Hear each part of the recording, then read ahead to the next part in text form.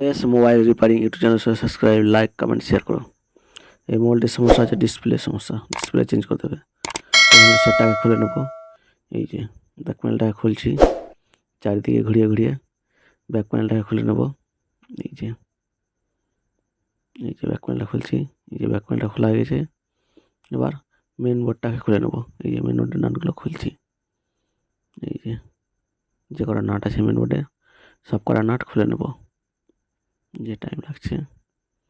যে কভারটাকে খুলছি, যে খুলছে না। যে এখানে ফিঙ্গারের নিচে একটা নাট আছে, এই নাটটা খুলে নিতে হয়। এই ফিঙ্গারটা খুলছি, ফিঙ্গার খোলা হয়ে গেছে। ওই ফিঙ্গারের নিচে একটা নাট আছে, এই নাটটা খুলছি, খোলা হয়ে গেছে। এবার মেন বোর্ডের কভারটাকে তুলে নেবো। এই যে তোলা হয়ে গেছে।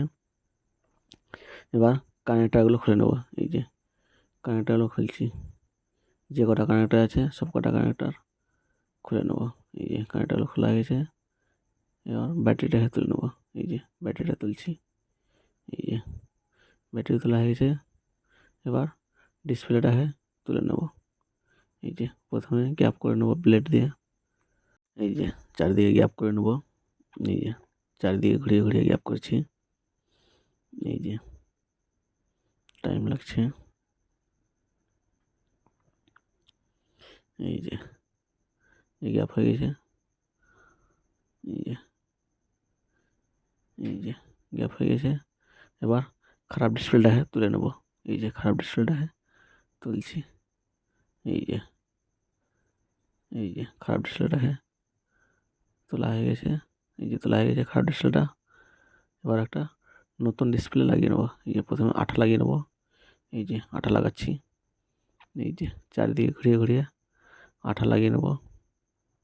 এই যে আঠা লাগাচ্ছি। যে টাইম লাগছে।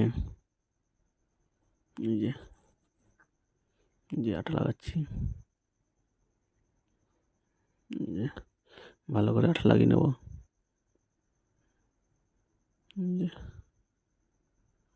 যে একদিকে বাকি আছে। এই যে চারিদিকে আঠা লাগানো হয়ে গেছে।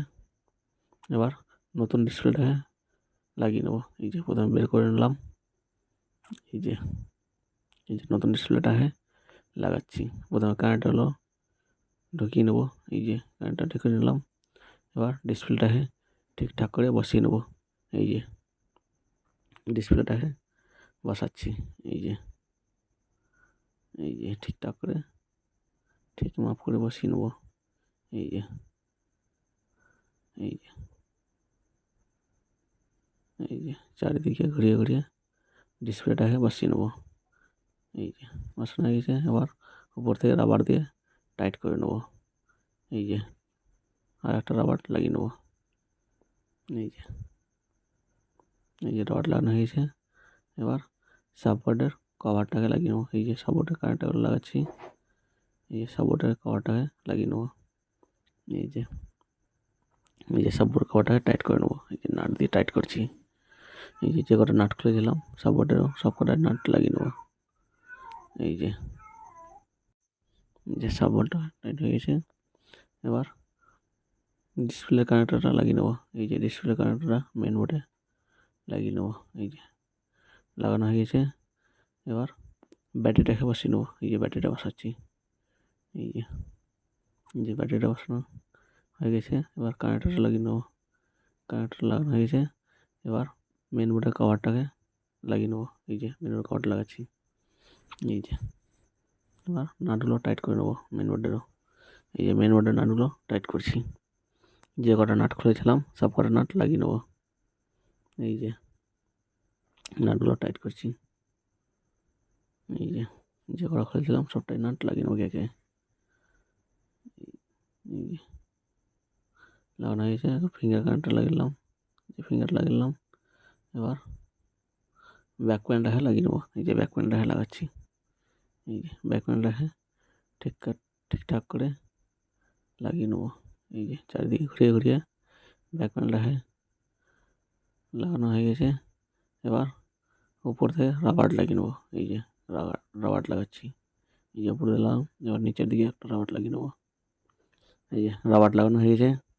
এবার পাওয়ার অন করে দেখো, এই যে পাওয়ার অন করছি, এই যে পাওয়ার অন করছি, এই যে লেখা চলে এসছে ইনফিনিক্স। এই যে এবার কাজ করে দেখো কাজ করছে কিনা, এই যে কাজ করছে, তেমন সাকসেসফুল।